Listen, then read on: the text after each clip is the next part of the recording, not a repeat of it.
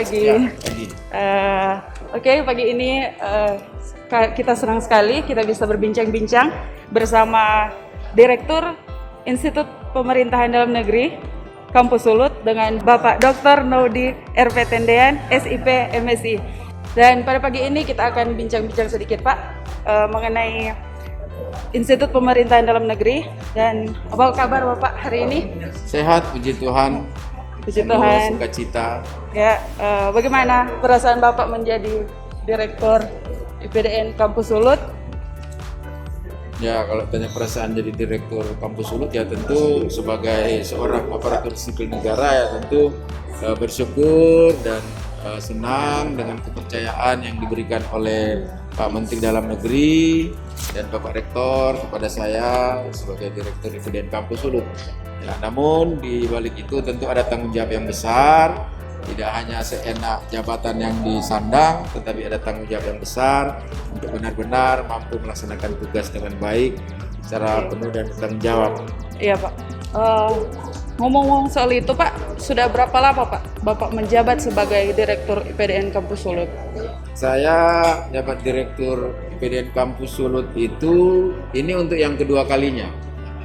Untuk yang kedua kalinya itu sudah jalan 4 tahun. Sudah jalan 4 tahun ya Pak? Jalan 4 tahun. Sejak tanggal 6 Maret 2017 saya dilantik oleh Pak Menteri Dalam Negeri menjadi Direktur IPDN Kampus Sulut. Sampai dengan saat ini masih tetap dipercaya sebagai Direktur IPDN Kampus Sulut. Namun sebelumnya di awalnya saya juga sudah menjadi Direktur IPDN Kampus Sulut pada tahun 2010 sampai dengan 2012. Ya, jadi udah untuk kedua kalinya saya jadi Direktur IPDN Kampus Sulut. Dan sebagai Direktur Kampus IPDN Sulut, bagaimana tanggung jawabnya sebagai Direktur Pak?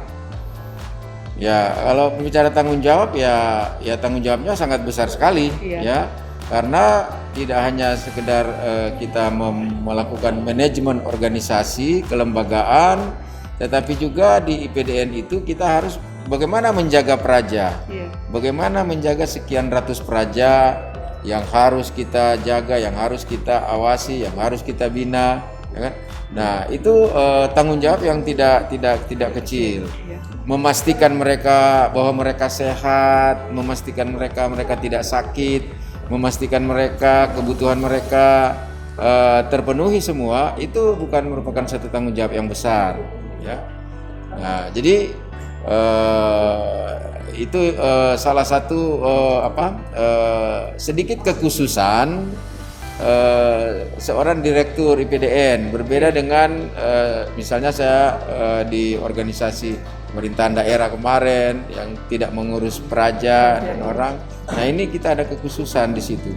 Tapi saya merasa sangat menjadi ringan tugas saya karena saya banyak dibantu, disupport, didukung oleh teman-teman, wakil direktur, kabak, kasubag, kepala unit, dosen-dosen dan seluruh sivitas akademika IPDN Kampus Sulut termasuk teman-teman THL itu banyak membantu tugas-tugas kerja saya sehingga sebesar apapun tanggung jawab saya harus pikul karena ini masalah kepercayaan, tapi semuanya menjadi ringan ketika kita bisa bekerja bersama.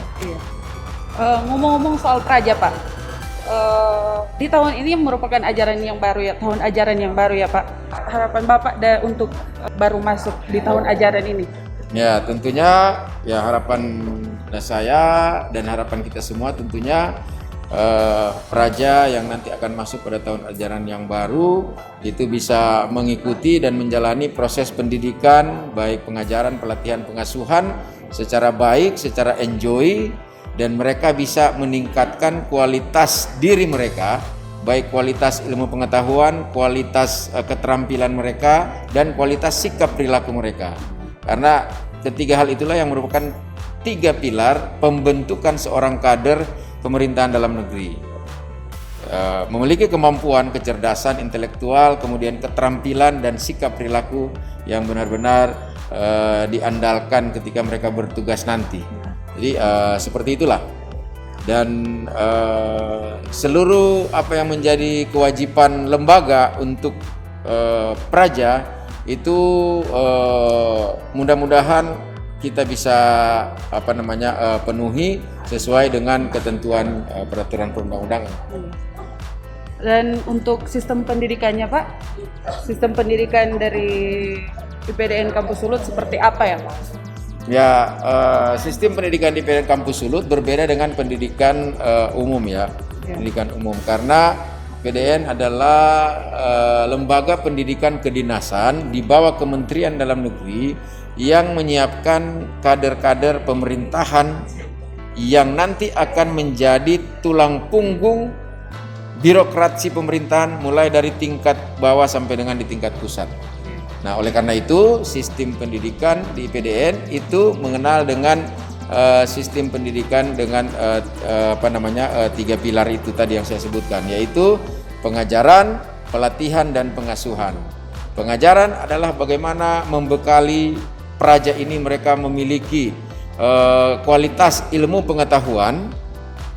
Kemudian pelatihan membekali praja untuk mereka bisa terampil di dalam melaksanakan tugas-tugas pemerintahan nanti.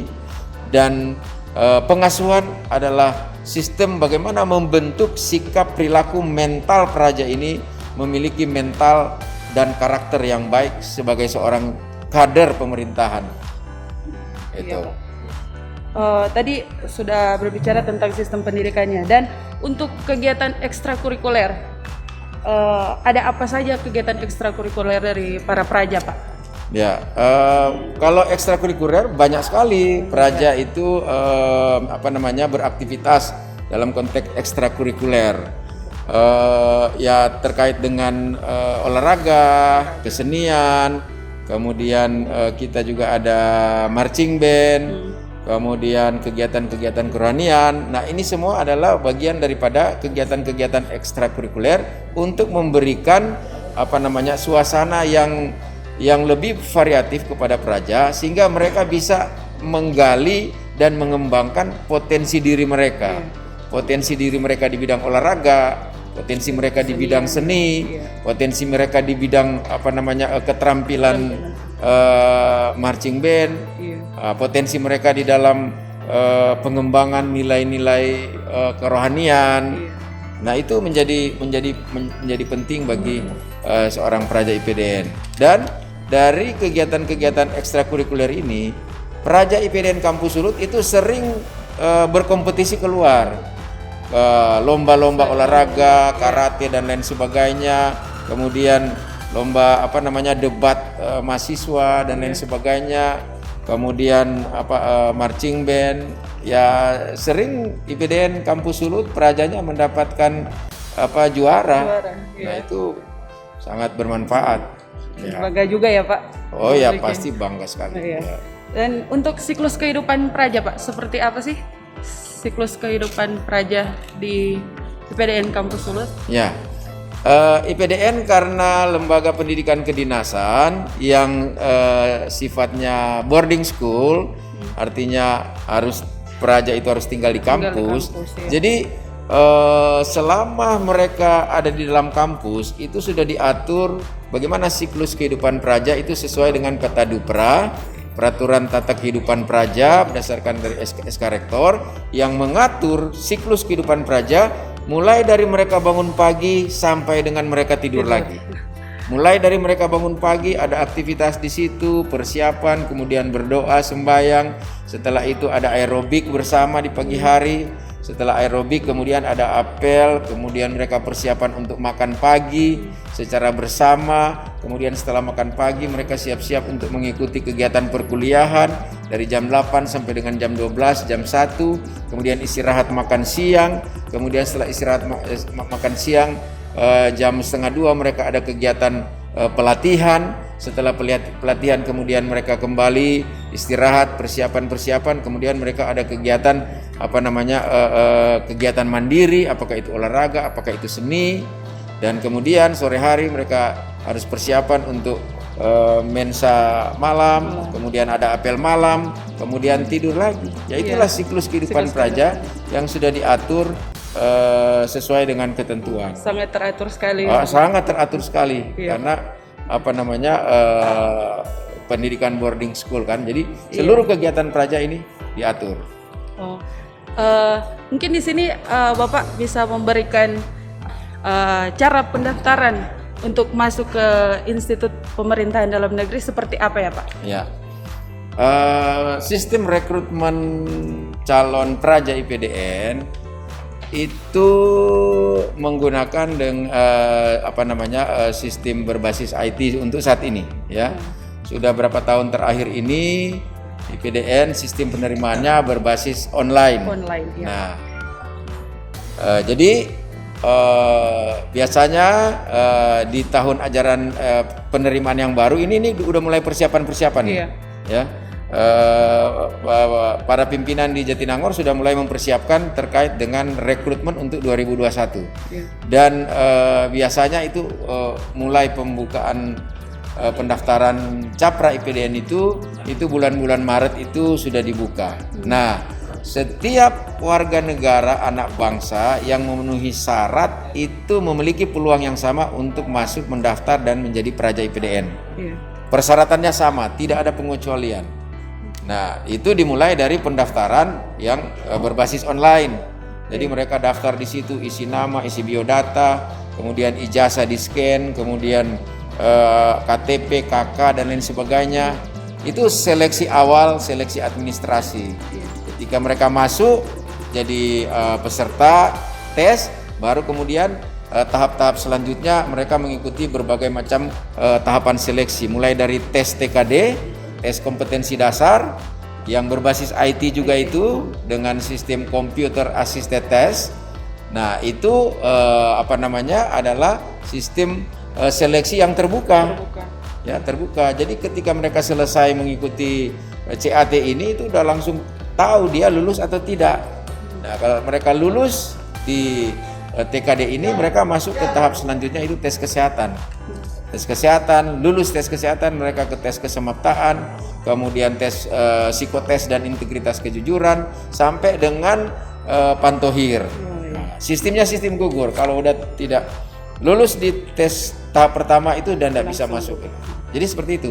Dan semua warga negara memiliki hak yang sama dan tidak dipungut biaya. Hanya 50.000 mendaftar, transfer ke bank. Selain itu tidak ada biaya, alias gratis. Oke Pak, yang terakhir Gitu. Pak, motivasi dari Bapak Direktur untuk seluruh sivitas IPDN Kampus Sulut. Mungkin boleh sedikit motivasi Pak untuk seluruh sivitas IPDN Kampus Sulut. Ya, tentu motivasi saya ya seperti yang saya sering sampaikan aja, bahwa kita diberikan kepercayaan oleh pemerintah, oleh negara melalui PDN. Ya, kita harus betul-betul serius memberikan yang terbaik bagi negara melalui lembaga, karena sudah begitu banyak hak kita yang diberikan di lembaga. Ya, kita juga harus jawab itu dengan tanggung jawab kita untuk benar-benar bekerja dengan lebih baik, ya kan, meningkatkan kinerja, disiplin, kemudian membangun komunikasi yang efektif, kebersamaan, sehingga kita memiliki energi yang sama, satu kekuatan energi untuk kita bisa maju, bergerak, melangkah, bahkan melompat lebih tinggi dalam kaitan dengan kinerja kelembagaan. Iya. Oke Pak, terima kasih untuk waktu dan kesempatannya Bapak Direktur. Kami pamit dan Tuhan memberkati. Sama-sama. Salam sehat. Amin.